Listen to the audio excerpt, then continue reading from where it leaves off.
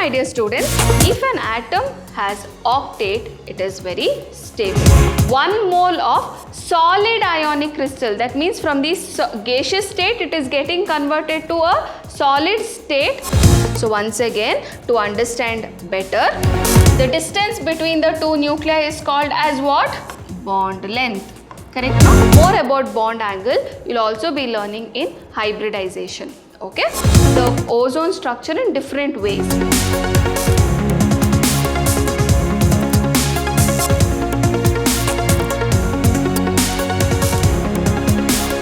Hello my dear students, welcome back to the session 2 on the chapter Chemical Bonding and Molecular Structure.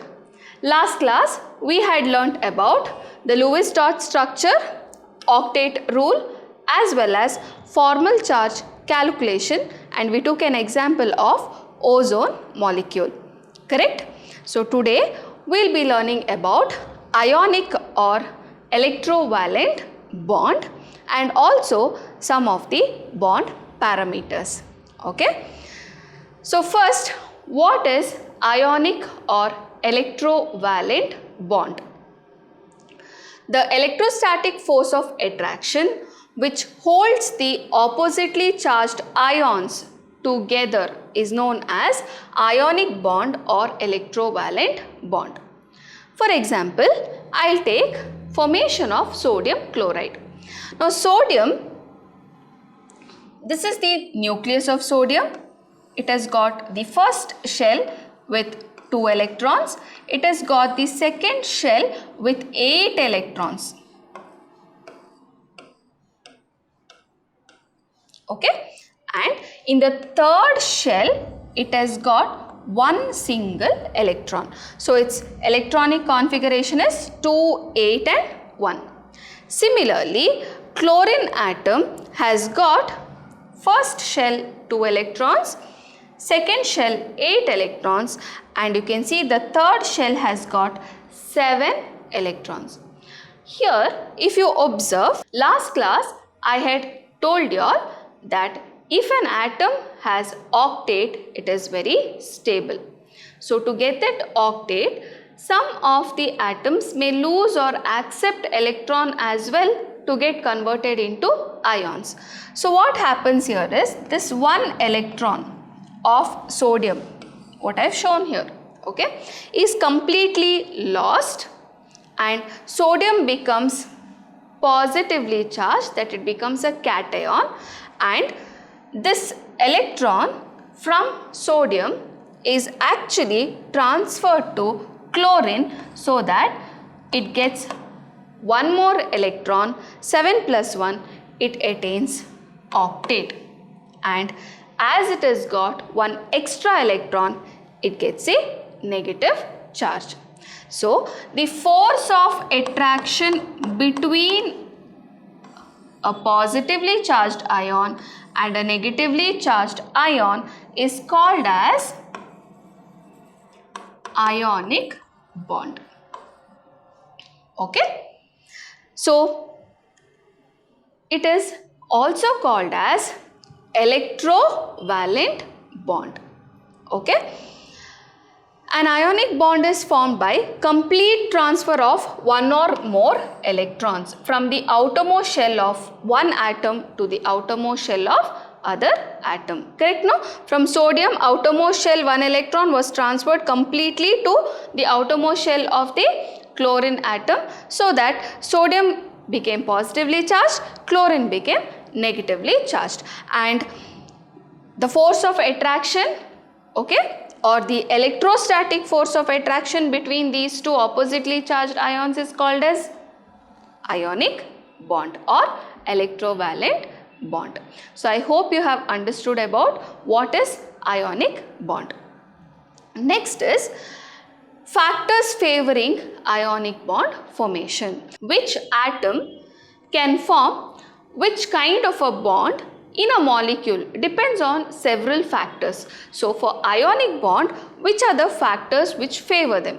Okay, that is, in ionic bond we have a metal ion which is a cation and a non-metal ion which is the anion usually. Okay, Some of the factors are low ionization energy of the metal atom.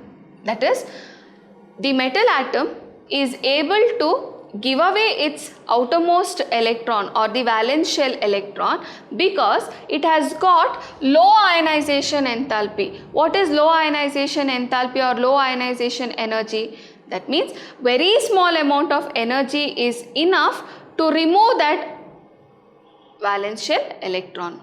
So very small amount of energy is required to remove the electron. So it's easy to give away that electron. Okay. Next is high negative value of electron gain enthalpy. That is, when the atom is accepting that electron, the amount of energy released is very high. Okay, that means if it takes up that one electron, that atom, when it is getting converted to an anion, it is becoming very stable because it is losing a lot of energy. Okay, so that is the meaning of high negative value of electron gain enthalpy. Then it has got higher value of lattice energy. So next we are going to learn what is this lattice energy. Okay, so the three factors which are favoring ionic bond are low ionization enthalpy of the cation or the metal atom which is forming the cation. Easily the electrons can be removed from that atom. Okay, and the high electron gain enthalpy of the non-metal atom or the atom which is forming an anion. It loses a lot of energy or there is a high negative electron gain enthalpy. Then we have high value of lattice energy. So now we have to learn what is this lattice energy. So what is lattice energy? The amount of energy released when the oppositely charged gaseous ions combine to form 1 mole of solid ionic crystal. See, read it very carefully. The amount of energy released when oppositely charged gaseous ion combines to form 1 mole of solid ionic crystal. That is, what is the amount of energy released when you have the gaseous ions? The cation also should be in gaseous state, the anion also should be in gaseous state. When they combine, what is the amount of energy released to form 1 mole of solid ionic crystal? That means from this gaseous state it is getting converted to a solid state ionic compound. That too, how much should be formed? 1 mole should be formed. That amount of energy we call it as lattice energy. So I'll take an example of sodium chloride to explain about lattice energy, and that is called as Born-Haber cycle. Okay, so in this cycle of operations, this is a cycle of operations representing energy change during the formation of 1 mole of an ionic crystalline solid from its required elements. Okay, so it's a cycle of operations. That is, for example, I'll take formation of sodium chloride. Okay, so I have solid sodium atom plus half chlorine gas we have written. That is because chlorine stable state is gaseous state as Cl2 gas. Okay, I've written half because I want only one atom. I don't want both the atoms there. Okay, so that's the reason we are balancing it with half here. Okay, so one solid sodium reacts with one atom of gaseous chlorine to form sodium chloride solid. This is formation of sodium chloride. Now for this formation there is a cycle of operations which has to happen. So we learn stepwise how we are getting 1 mole of solid sodium chloride. Okay, so what is the step 1? Sublimation of sodium atom to form gaseous sodium atom. So lattice energy, what do I want? I want gaseous sodium cation, correct? So first from the solid state to gaseous state we are converting. So solid to gaseous directly, what we call it as sublimation. So sublimation of sodium atom to form sodium, gaseous sodium atom.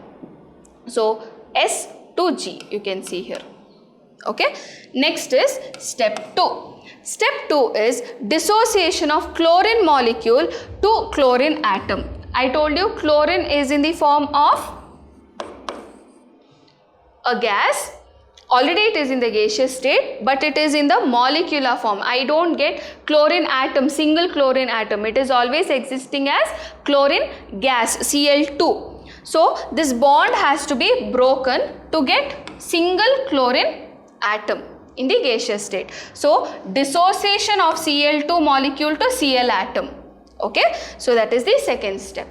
Now the third step is ionization of sodium. That is, sodium in the gaseous state I have already got after sublimation. Now it will lose an electron to form Na plus in the gaseous state. So what it has lost? I can also write this equation like this. Na gas gives Na plus in the gaseous state by losing an electron, by releasing an electron. Okay, so the outermost electron is removed. Okay, and what is it called as? Ionization of sodium. Why? The amount of energy required to remove the outermost electron is called as the ionization enthalpy. So what are you getting? An ion you are getting, isn't it? That's why it's called as ionization of sodium. Okay, that is step 3. Next we have step 4, electron affinity of chlorine. Okay, or electron gain enthalpy of chlorine. So the neutral gaseous chlorine atom gains an electron to give chloride ion, and the energy released is called as electron affinity or electron gain enthalpy. So you can say Clg will accept an electron to give Cl minus, or I can also write the equation as Clg plus electron to give Cl minus in the gaseous state.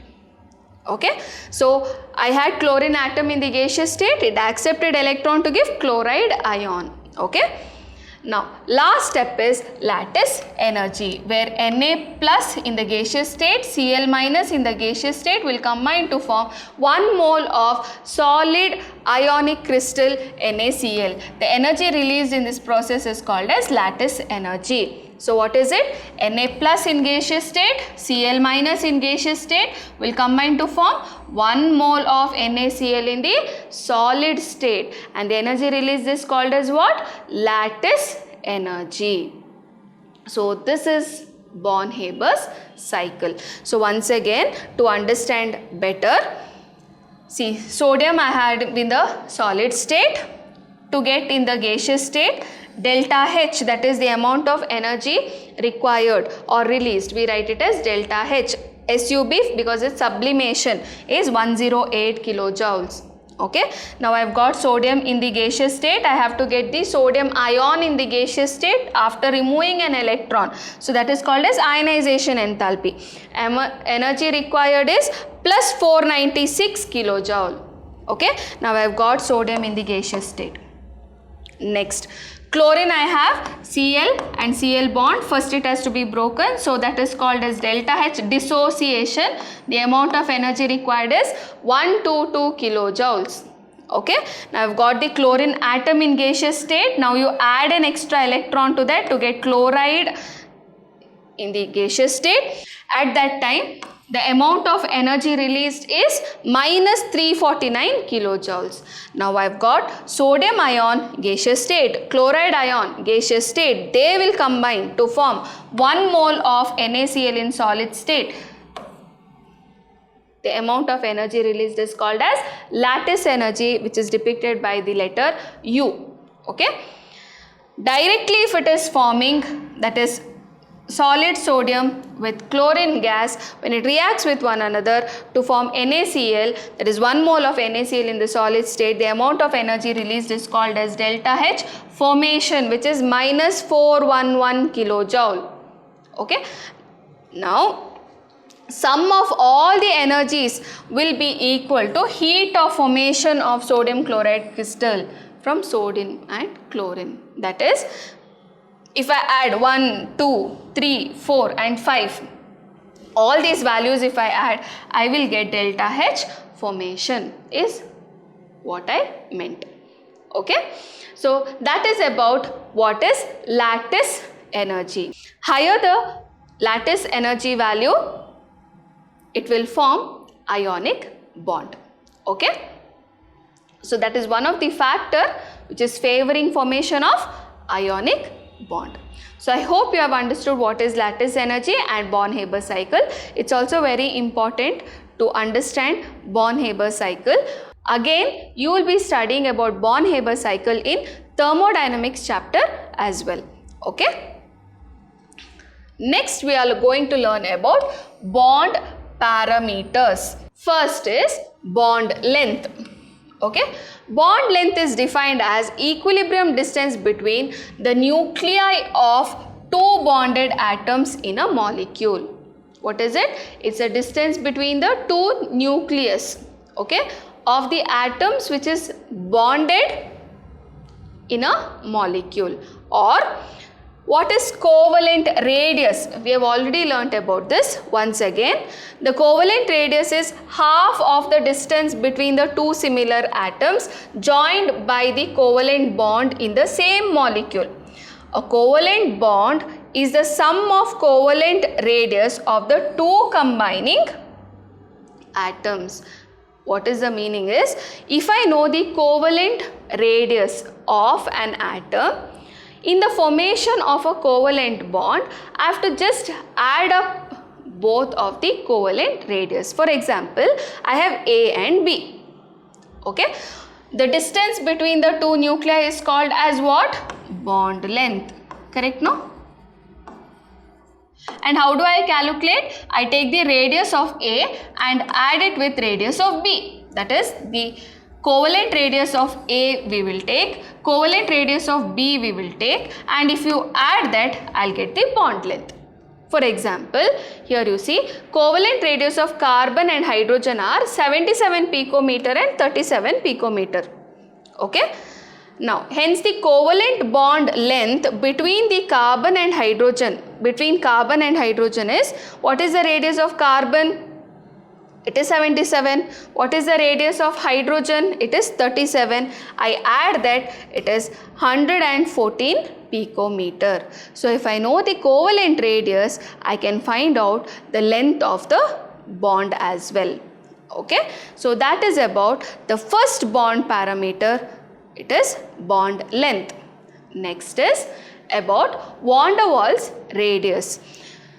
What is van der Waals radius? The van der Waals radius represents the overall size of the atom, which includes its valence shell in non-bonded situation.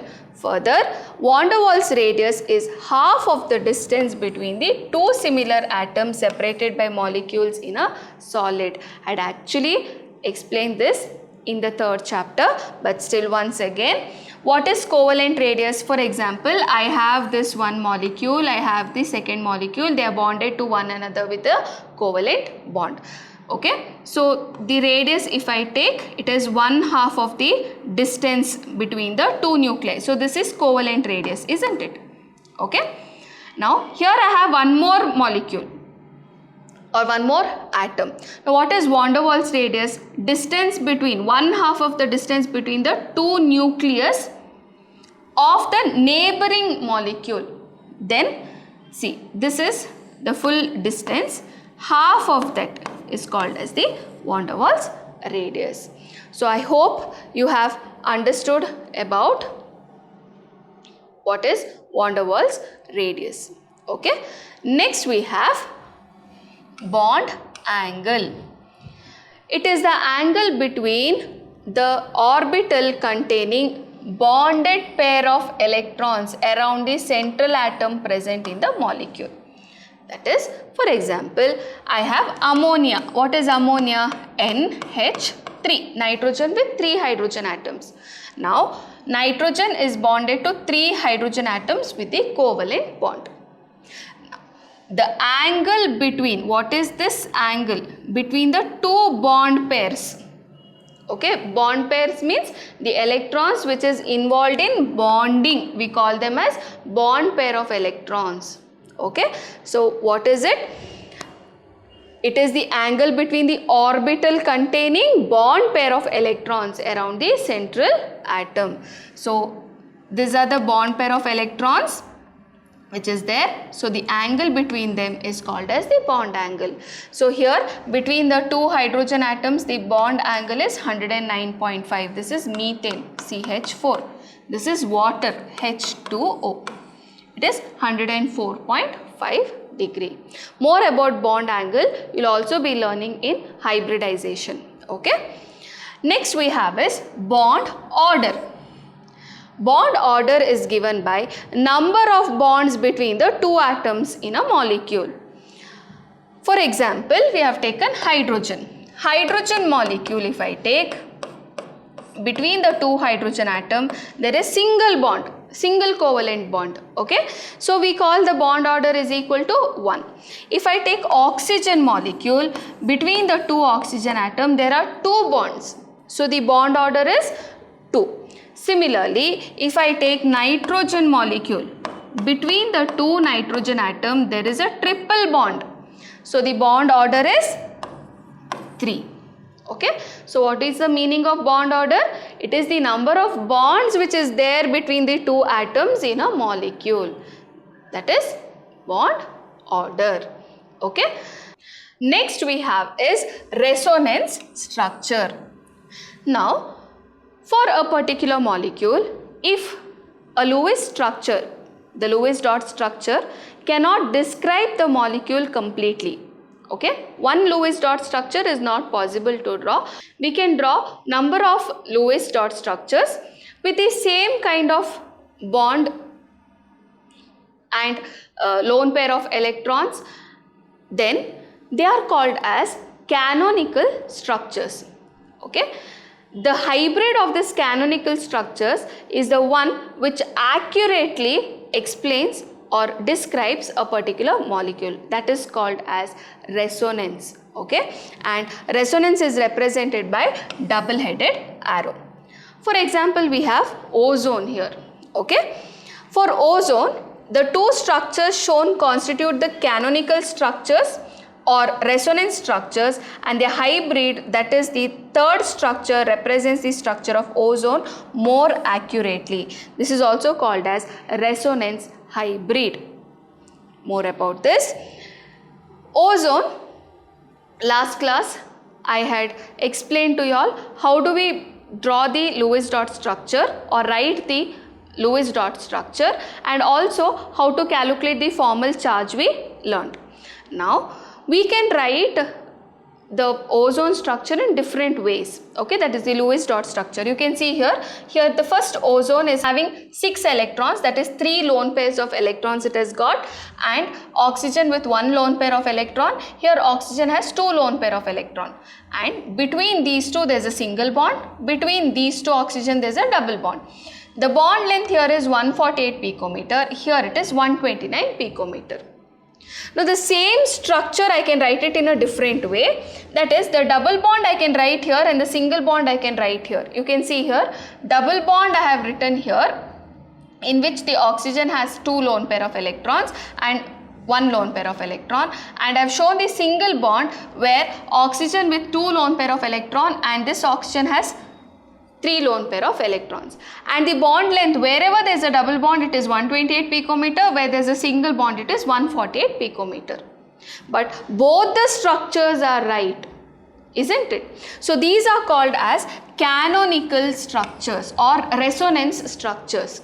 So the bonds between the atoms, the position is different. Here if I tell this is first, second and third, this also is first, second and third.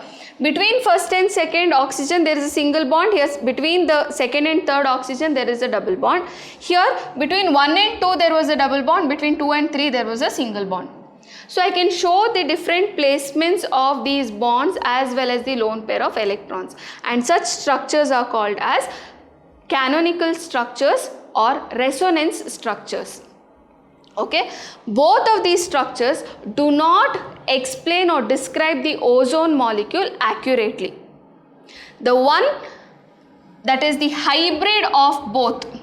Okay, you can see nor the bond length is 128 picometer, nor the bond length is 148 picometer. The bond length is 128 picometer between both the oxygen atoms, that is between these two oxygen as well as these two oxygen atoms, and this is called as resonance hybrid.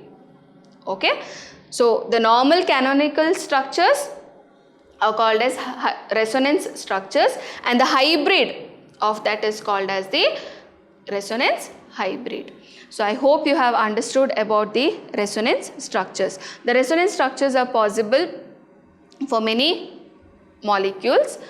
We'll be learning one after the other as we move forward with our syllabus. Okay.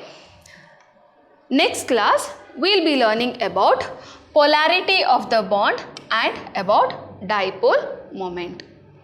So I hope you have understood today's class. Thank you, my dear children.